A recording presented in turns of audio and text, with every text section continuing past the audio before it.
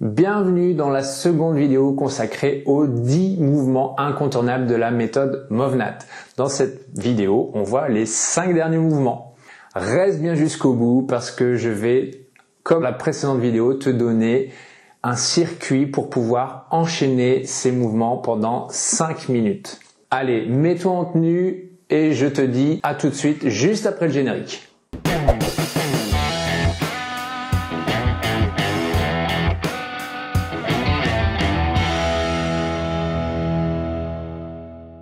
Bienvenue sur Un Corps Vital, la chaîne où tu apprends à mieux manger, à mieux bouger et à mieux penser. Tu trouveras chaque semaine des astuces, des tutos, des recettes, des conseils, des exercices pour te sentir mieux dans ton corps et dans ta tête. Si ce n'est pas encore fait, je t'invite à t'abonner pour ne rien louper de toutes les vidéos qui sortent chaque semaine. Allez, c'est parti tout de suite avec les 5 mouvements.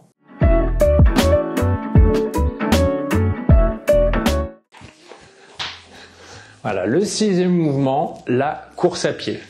Donc là, c'est vraiment quelque chose qui est totalement différent de ce que tu peux connaître au niveau de la course à pied. Enfin, en tout cas, pour moi, c'était le cas. J'ai fait une vidéo complète sur le sujet, sur la course à pied, comment bien courir. Et je te mets le lien ici et aussi en description. Je vais te le résumer en quelques mots. Donc, pour courir de manière naturelle, la première chose principale, c'est que tu vas attaquer et poser ton pied avec l'avant du pied et non pas par le talon. Donc en fait, ça va donner quelque chose comme ça. Avant du pied, tu déroules. Avant du pied, tu déroules. Avant du pied, tu déroules. Et donc pour sentir ça, tu peux sautiller comme ça sur place et vraiment sentir que c'est la balle du pied qui arrive en premier et le talon qui arrive juste après. Voilà. Et donc, une fois que tu as ça, tu peux déjà, tu vois, je te montre la position des bras. Donc, les bras pliés tranquillement à peu près à 90 degrés. Tu regardes devant, donc tenir bien droit. La cadence, à peu près 3 pas par seconde. Donc, 1, 2, 3, 1, 2, 3, 1, 2, 3, 1, 2, 3. Voilà. Et donc là, en fait, une fois que tu as ça, donc c'est des petits pas, en fait tu vas pouvoir aller hop vers l'avant, vers l'arrière. Donc forcément, essaye de le faire dehors, ce sera mieux, tu auras plus de distance pour essayer. Mais voilà, tu as compris l'idée, on se met sur l'avant, on fait des petits pas, foulés plutôt rapides. Encore une fois, va voir ma vidéo sur le sujet.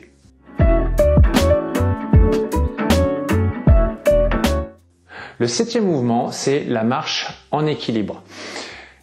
L'équilibre, c'est vraiment une compétence fondamentale de nos jours, en tout temps, en tout cas pour être en pleine forme. Il y a beaucoup d'accidents liés à des problèmes d'équilibre. D'ailleurs, j'ai fait aussi une vidéo sur le sujet, tu peux la voir ici et en description. Et donc la marche en équilibre, en fait, c'est tout simplement évoluer sur quelque chose qui est, on va dire, longiligne, par exemple une poutre, une planche, ou tout simplement le sol, et en fait tu vas juste avancer avec les pieds l'un devant l'autre. Donc en fait, pour faire ça, donc tu peux le faire déjà au sol pour commencer. Donc déjà tu vas commencer en te mettant en équilibre sur une jambe, voilà, de manière statique. Tu restes droit, les bras bien relâchés le long du corps. Tu regardes devant et là tu viens poser ton pied avant, mais plutôt l'avant du pied, la balle du pied. Hop, tu viens poser le talon, ton poids est toujours vers l'arrière et là tu viens de faire un transfert de poids, hop, pour arriver sur l'autre jambe et tenir en équilibre à nouveau. Voilà. Et tu fais pareil avec l'autre pied, pointe, talon, transfert, pointe, talon, transfert. Voilà. Et si tu suis ça et que tu le fais régulièrement, eh ben tu vas considérablement améliorer ton équilibre. Donc tu peux aussi travailler ton équilibre en statique comme je t'ai montré. Tu le fais comme ça. Hop, tu restes de façon statique. Et puis du coup, hop, tu avances.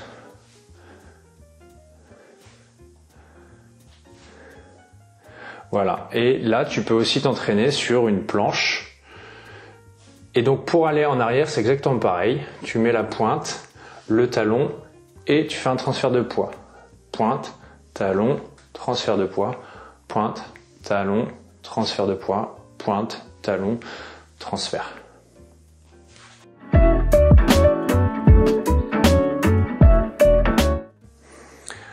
Le franchissement tripode. Donc pour faire ce mouvement, je vais t'inviter à mettre 2 chaises et puis après par la suite tu pourras utiliser autre chose, hein.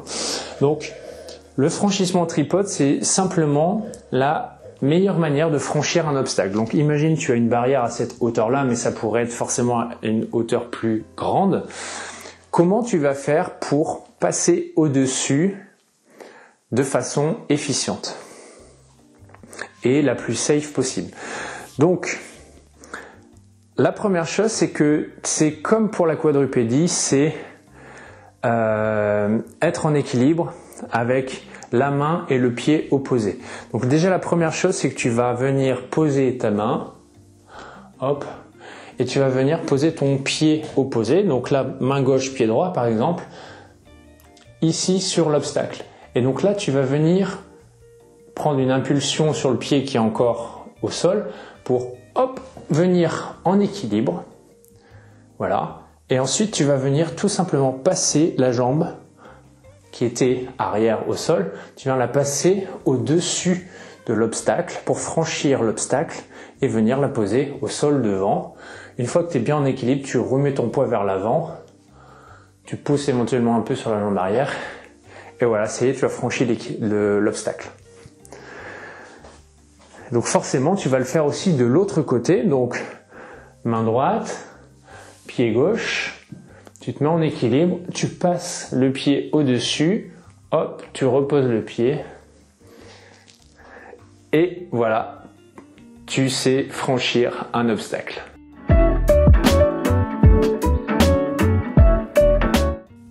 Neuvième mouvement, le saut de précision.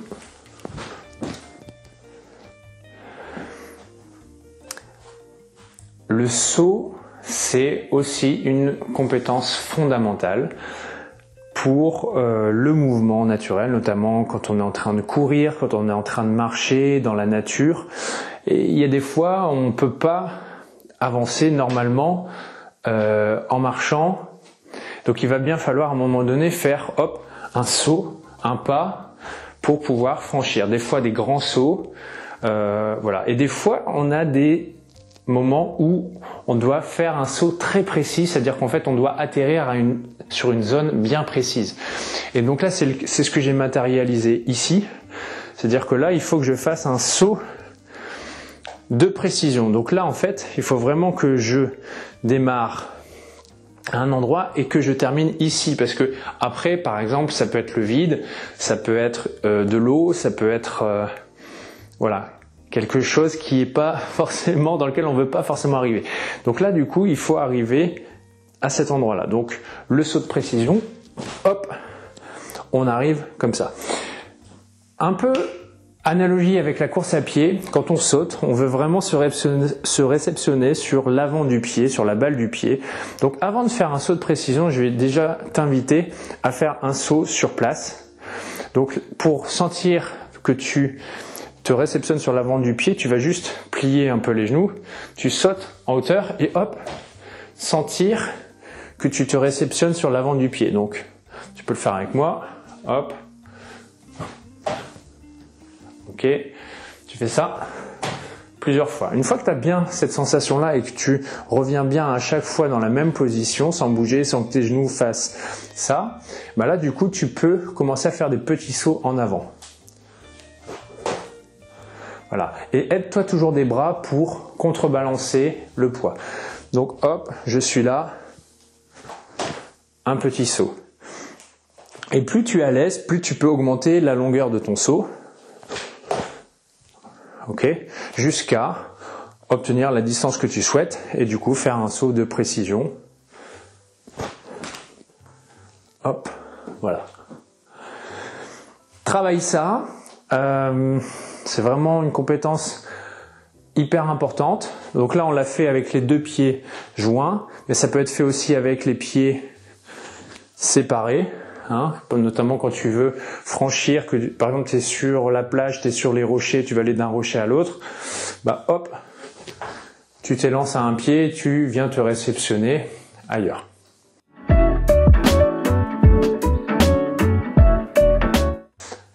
Et le 10e mouvement incontournable de la méthode MovNat, c'est de venir soulever un objet lourd. Donc, pour ça, pour travailler ça, il faut un objet lourd. Donc là, par exemple, moi, c'est une kettlebell de 16 kg. Maintenant, travaille-toi avec ce que tu as, un pack d'eau, un carton, voilà, ce que tu trouves. Et je t'invite, pour plus de précision, à aller voir ma vidéo sur le soulevé de terre, que je te mets en description et ici au niveau de la fiche, qui te donne vraiment toutes les indications pour faire le soulevé de terre. Mais en tout cas, le soulevé de terre, c'est juste le mouvement qu'il faut faire pour pouvoir soulever un objet en toute sécurité, sans te faire mal au dos. C'est vraiment, tu vois, encore une fois, une compétence utile de la vie de tous les jours. Donc je te résume les étapes. Tu te mets face à l'objet, tu déverrouilles les genoux, les fesses un peu en arrière, comme ça le dos droit. Tu laisses pendre les bras au-dessus de l'objet. Tu descends les bras en dessous pour venir saisir l'objet. Et là surtout, tu viens pas soulever les fesses pour arrondir le dos et soulever comme ça, sinon tu vas te faire mal au dos. Tu restes bien accroupi, le dos droit, et ce sont les jambes qui poussent pour venir te redresser avec l'objet entre les mains. Et donc après, une fois que tu as soulevé l'objet, tu peux venir le transporter, tu peux venir le faire, l'amener où tu veux. C'est ça qui est plutôt pas mal.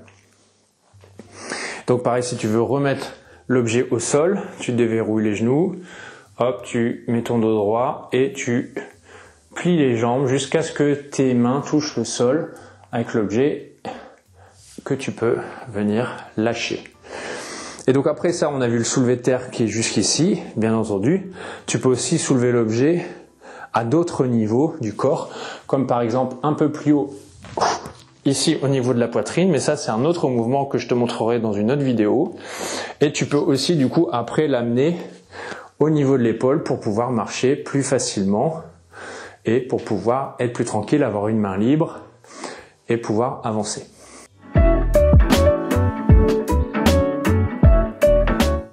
Je te montre le circuit, comme promis. Donc, tu commences avec la course à pied. Donc, je te propose de faire de la course sur place pour vraiment sentir la cadence, etc. Si tu es dehors, tu peux aussi le faire marche avant, marche arrière, mais tu peux le faire sur une distance un petit peu plus grande. Par exemple 10 mètres, hop. Donc une fois que tu as fait cette course pendant, allez, on va dire à peu près 20 secondes, tu viens à ton objet, hop, et tu viens le soulever 3 fois. Je monte de profil. Allez, on va dire, tu peux même monter jusqu'à 5 si tu veux. Ok. Ensuite, tu viens sauter au-dessus de l'objet, saut de précision. Tu sautes de l'autre côté. Pareil, je te le montre de profil.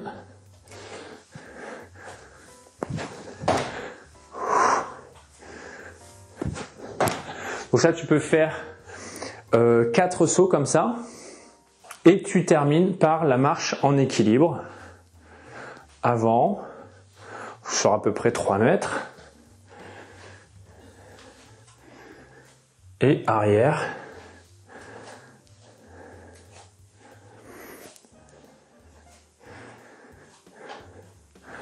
Et tu recommences avec la course à pied. Donc voilà, je te fais 2 tours pour te montrer ce que ça donne de façon enchaînée.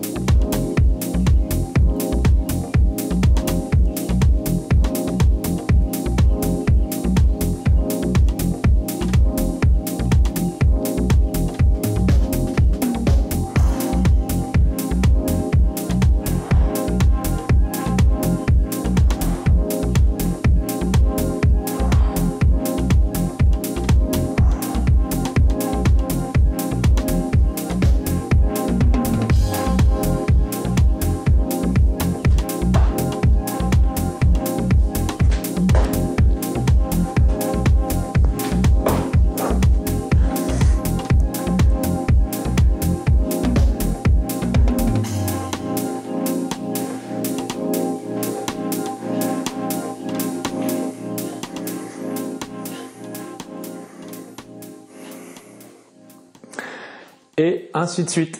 C'est tout pour cette vidéo, j'espère sincèrement que ça t'a plu. Si c'est le cas, tu peux mettre un like, tu peux commenter en disant quel est le mouvement que tu as préféré et aussi partager à tes amis.